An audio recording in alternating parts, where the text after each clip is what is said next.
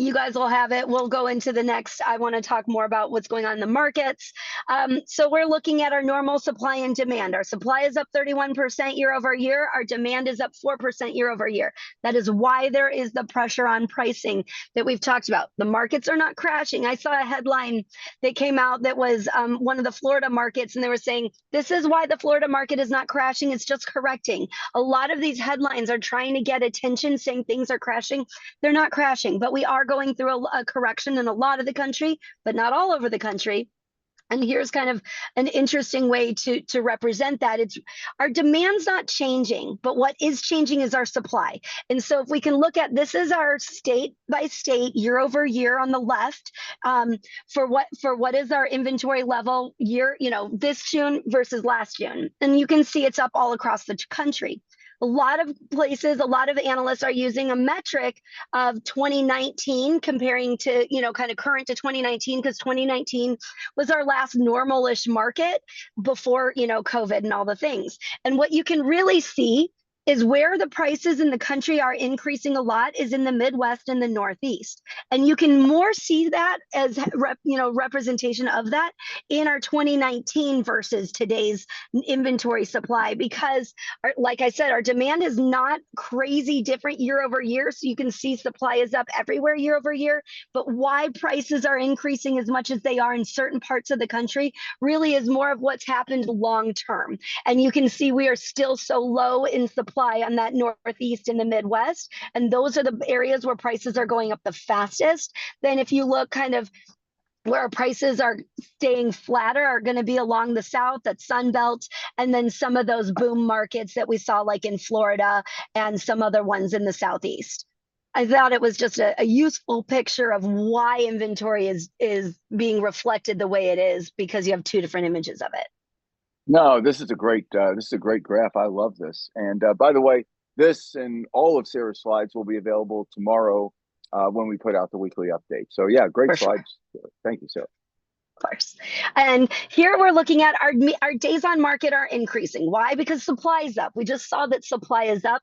And so when buyers have more options, the days on market before a contract are going up because there's the same amount of demand and more competition. So when you're talking to your sellers, let them know that this is a median days on market across the country. And that is also including our states like Connecticut that are very, very short, and the states like Texas and Florida that have longer ones. I do have a breakdown on states, so if you guys want that, I can make sure that we get, we share that. But I thought this was a very well represented image, so you can talk to your sellers about what's happening and why it's increased over the last years.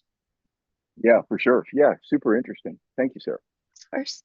And delistings are increasing in different parts of the country. Delistings in the summer are pretty typical. Like here in Arizona, it's about 1,000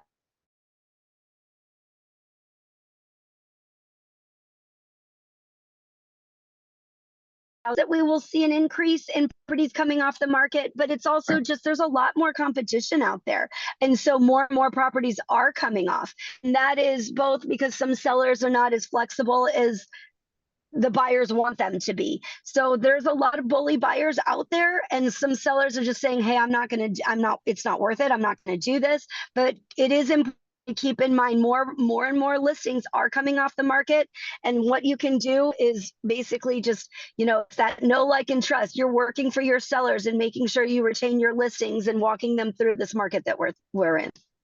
Yeah, and question, Sarah, when they give, and I've got an interesting observation on delistings, but when they say delistings, is that a combination of cancels and expireds? Yes. Yes. Yeah. Okay. So it's canceled and expireds. And is it cancels and expireds that don't come back on the market, or just cancels and expired?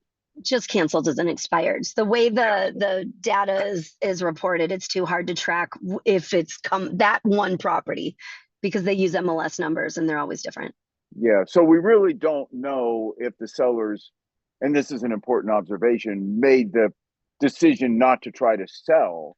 It's just that we do know they didn't sell with the realtor they were with. With that, and yes. I'm asking, is that the correct way to see exactly. That? Yes. Yeah. Yeah. So, so an observation there, an agent, Marty Logan with Cydia, joined Teresa's brokerage, maybe a month or two ago. He did a video. He's a prolific putter outer of video, and he did a video on either Instagram or TikTok that got picked up by the national press, and he is being interviewed, I think, right now this morning by the national press about this delisting story.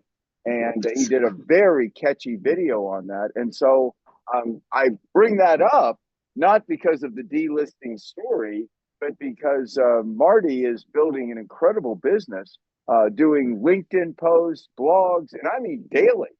He is like a machine. I talked to him for a half hour driving up to Sedona last night. I talked to him for a half hour, and he just wanted my tips on how to do a major interview with the press. And I gave him some tips because I've done a lot of them on the kinds of questions they're likely to ask and the way you want to formulate your answers into sound bites. And I explained to him how you give answers that the press, whether it's the TV or the print media, they want to print sound bites. They want to print quotes. So you need to think about your answers in a way that will be a catchy, interesting quote. So in any case, with the delisting just reminded me of what Marty's doing. And what Sarah shares with you every Friday, there's multiple stories you could spin off on this to be the thought leader in your market and maybe to get picked up by the national press. And when Marty's quotes come out in this national publication, we'll show them to you. Go ahead, Sarah. I can't wait to see it. That's so cool, Marty. Yeah. All right, what else? I have good news. This is good news. So, we've been talking a lot about our purchase mortgage applications. We talk about it when we have, higher months, and we just had a 25% higher purchase mortgage week last week than we did a year prior. Awesome. We love that. But, for the longest time, this chart has been hanging out, matching, 95, 96. But look, we, for the first time, have a very clear image. This is an upward swing, and I love to see the upward swing. This means buyers are looking, they're out, they're paying attention, they're buying property, and some of it has to do with, our rates are hanging out. They've been right now they're like 6.8. But they've been hanging out below 7. They've moved down a little bit. Every time they move down, we have more and more purchase applications coming in because people are paying attention and they're biting. And this is just another reflection that more and more buyers are getting used to the current interest rates. So they're holding them back. They're being held back slightly less, which is great news because that's what we want to loosen up. So here's some good news is that we are having an increase in our purchase mortgage applications. Yeah, for sure. And and Trish up in Grand Rapids asked, what is the name of the guy who did the TikTok video about delisting? Marty Logan. And I believe Marty does quite a few posts on his LinkedIn. So I think if you go to, he's with Cydia, Teresa's brokerage, so you should be able to find him there on LinkedIn and then TikTok and whatever. And Marty's a great guy. You'll really enjoy him. Sorry, Sarah, I just want to answer Trish's question there. Okay, go ahead, Sarah. Anything else? I have, and this is going to be in the update. I'm not going to go through all these things, but this is kind of talking about what the power and everything that's going on with the luxury market, why the luxury market has been just so strong over the last couple of years. It's another, kind of when you have some people talking about luxury and luxury's done well, but it doesn't actually reflect on the rest of the marketplaces. Those are having a little bit more of a struggle, but this is kind of an interesting information. It'll be in the weekly update. So check it out. It's out there for sure. And I guess I did put on a lot of here. And then also talking about you're seeing things of, hey, mortgage auctions or foreclosures are increasing. Yes, they are up. They're not because we were at the lowest levels in history the last couple of years. And so, yes, there's headlines of seeing increases foreclosures, but you know what? 83% of consumers have over 30% of equity in their property. I mean, this is a huge number. So again, we're not looking at a foreclosure scare. There are some people that are under pressure, yes, but by and large, the vast majority of Americans that own property are in great situations with equity. People Yeah, ask for about sure they crashes are. all the time. I'm like, it's not crashing. We're having a Yeah. correction. And Yeah. this also shows that people have been in their house, just the average amount of months that people are staying in their house, it's increasing. This is again, some of that reflection on that lock-in rate, but the more people we have buying at these higher rates, the more that we'll just see more transactions at those higher rates, which will then drive further transactions and more demand and kind of create normalcy. Yep. You bet. All right. Anything else? Okay, this is the last one, I promise.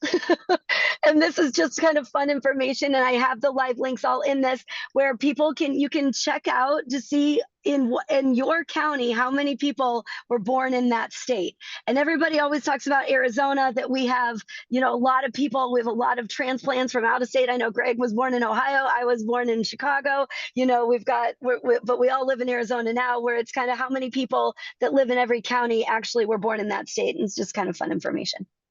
Yeah, totally. Okay, Sarah, stand by. Okay, I'm going to bring Jason on, and then you stand by, and we'll say goodbye together. Jason, why don't you go ahead and live? Yep. All of you, for Marty Logan, this is his LinkedIn. I just brought it up. You can see it on the screen.